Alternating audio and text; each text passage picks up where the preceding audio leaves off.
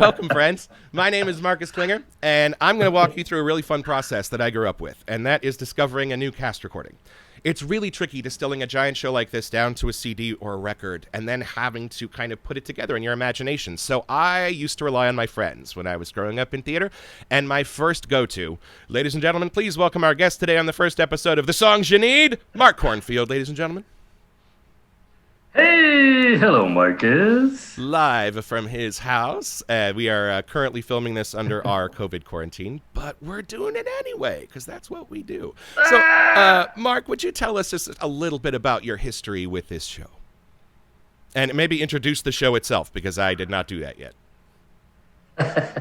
Well, let's talk about the musical Snoopy, which I discovered in 1975 from the front row of the Fox Theater in San Francisco. So way before its off-Broadway, London run. And I fell in love with this show. And a lot of people see it as the sequel of You're a Good Man, Charlie Brown, which everybody knows and everybody's done and seen 100 times. And it's indirectly, I think they followed a lot of the model of You're a Good Man, Charlie Brown, but it's different composers, and so it's not really the same as saying a sequel. So here's an interesting question I'll throw at you. I think I was hanging out with you doing Camelot when I was 10 or 11 or 12. This was one of the big shows where you grabbed me and you went, hey, you got to hear this. And you were absolutely right, but what made you connect this particular show to an 11-year-old theater kid? Yeah, I think I've championed this show, I think, more times than I'd like to remember it. I think I've turned more people onto this show. The music is so fun, and it's so positive and so uplifting, but it needs performers that can give this essence and joy, of course, of the Peanuts characters. But it's just one song after another just fills you with warmth. And it's just a really fun, snappy, quick musical that makes you feel good. Cast recordings are big things, and sometimes they come with 3 hours of music, and not all of it's stunning. A lot of it's just meant to hold pieces together or further the story. So you used to help me pick out your first 5 or 6 favorite songs from each show, and that would kind of get me invested in it. And that's what I was hoping to do with our audience during this whole time of solitude, was to give them a way to invest in cast recordings so that they could find the songs that were really good right out of the box and then grow to love the rest. So I submitted a challenge to you to list your 5 favorite songs from Snoopy, and we're going to talk about them. So we'll see if they match my list. Why don't we dive in? What was your first song? Okay, so my first one is always Clouds. Cool. Walk me through it. I did not have Clouds on my list. So what's Clouds about? Really? So I think that was one of the songs that actually turned me on in the show when I watched it the first time, because I think as children, we all look up at the clouds and we all imagine what we see. But you do that now a lot as adults. As you get older, too, you look up and you see magical pictures in the clouds. And that number is so fun because everybody's seeing. Clouds beautiful. They look like big balls of cotton. Yeah. They're seeing all these great things. They talk about Camelot, and they talk about all these amazing things, Mount Rushmore and all these things, and they keep asking Charlie Brown, what do you see?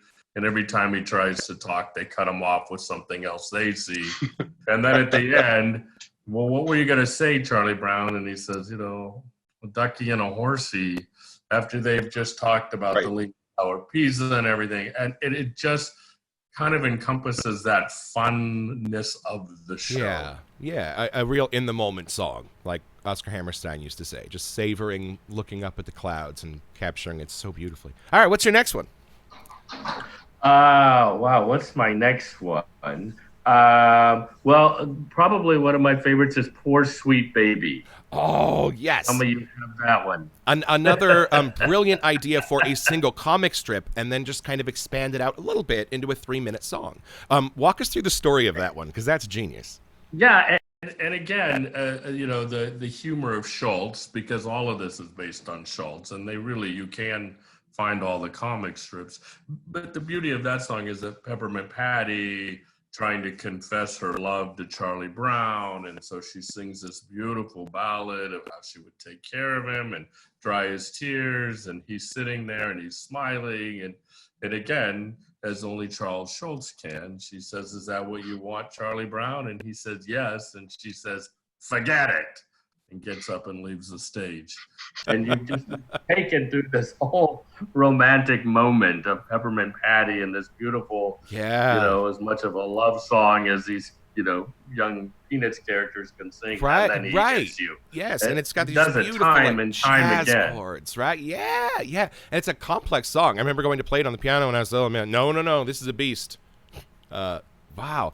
Yeah, I love that one. All right, what's your next one? Next one is, okay, so here's probably one you don't have, but I love Where Did That Little Dog Go? That Charlie Brown sings to Snoopy.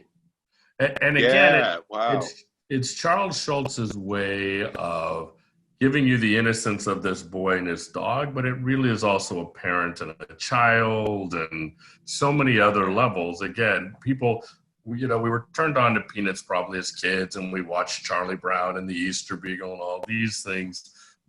But adults were reading it, and we're reading it all the way through and still revisit it because he has both this child innocence and something for adults. And when Charlie Brown sings about his dog getting no longer a puppy, now as a parent, it even more so just resonates with this beautiful, beautiful thought. Yeah, I love that one. And what a beautiful melody. These are not simple songs.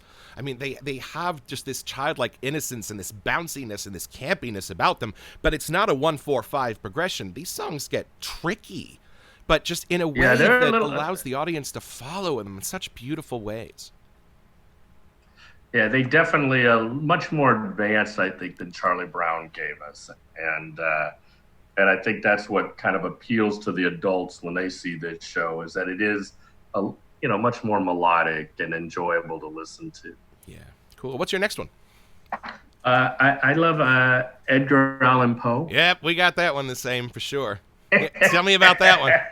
That was the first one you told me to listen to, actually. You said, go home and listen to Edgar Allan Poe and then talk to me tomorrow. Yeah, and it's probably like, again, there's similarities, right? Charlie Brown had the book report on Peter Rabbit, and this is the kids trying to write a book report on Edgar Allan Poe.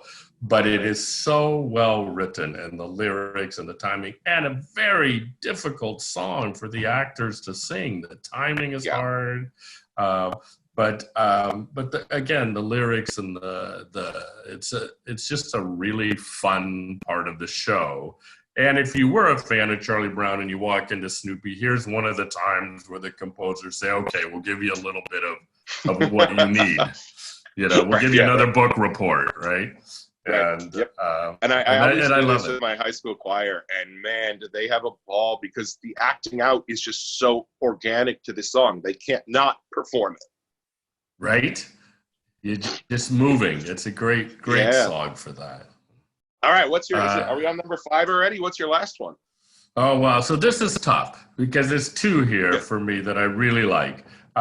Certainly, I love the ending, "Just One Person," which is their sort of. Charlie Brown ends with happiness, and just one person listening to it again. It really is sort of a great anti-bullying message for today, right? Yeah. But the other one that I really like is. Don't be anything less than you can be. We've got that one. Listen to the lyrics, the idea and the lyrics and the just words on words on words. But if you listen to it, it's just such a great anthem for kids, for adults. Just, don't be anything less than you can be. It's such a great song in the show. Yep. And a total hole in the bucket song that starts adding on. And by the end of it, your sentence that you're saying is just this monstrous thing.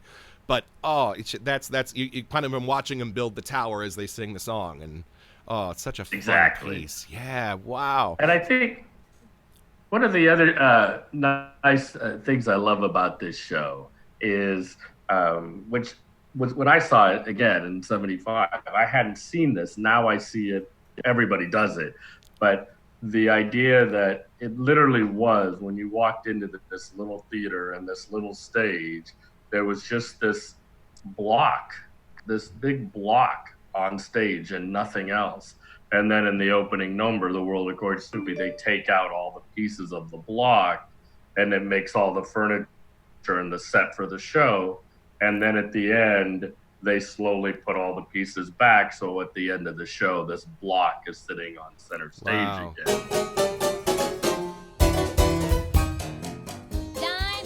Let's see. The ones I had that you did not. I had Dime a Dozen, because man, that song will get me moving. I just love the syncopation of that, and the different groups that are moving in and out as they sing it.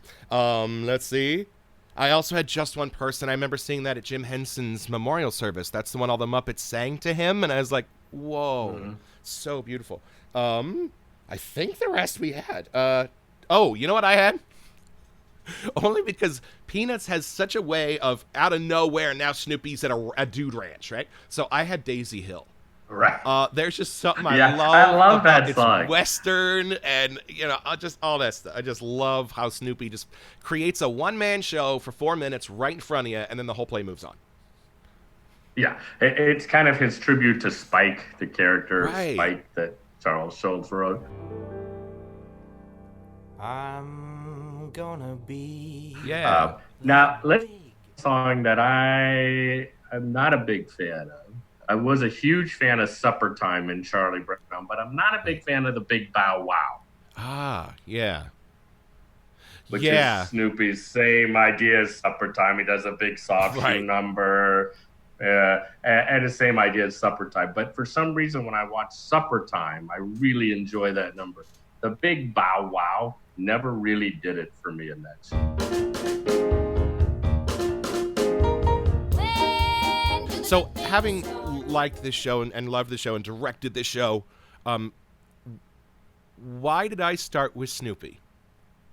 What does this show have to offer the world that no other show does? Wow. Well, I think part of our connection back when we first met is that, you were, like you said, you were what, 10, 11? I don't even remember. So I don't know that I was going to say, hey, you got to go home and listen to Pippin. I don't know. I think, the person in me, the mentor, teacher, probably was, trying to think, and this was new. I mean, we did, to me, this Snoopy was still, a lot of people hadn't heard of it. They'd all heard of Charlie Brown. They'd been doing it for years, but people hadn't heard of Snoopy. And I was like, I really wanted to get people excited about Snoopy. And I, you just seem like someone who would enjoy that type of fun music. It's never left me. Well, listen, Mark, thank you so much for being here with me today and reminiscing a bit, and hopefully introducing some friends to some really cool, fun music, so that when they're vacuuming and doing housework and everything during this crazy time, they can have a little bit of ray of sunlight. Put on the soundtrack. Yeah, compliments of Larry Grossman and Marcus and Mark here. Ladies and gentlemen, my first guest today, Mark Cornfield. I want to thank you so much for giving up your time and your talent to be here with me, and we'll keep our eye on the comments and see if you guys liked this album, didn't like these songs, liked these songs. Let's get talking about them, and hopefully Mark will join me in a future installment, and we can move on to the stuff he would have suggested to me when I was 20. All right, thanks again, Mark. It's great to see you. Take good care. I want to thank Sarah for helping me produce all of this, and we'll see you on our next episode featuring Randy Teradash and the music of the musical chess. All right, good night, everybody.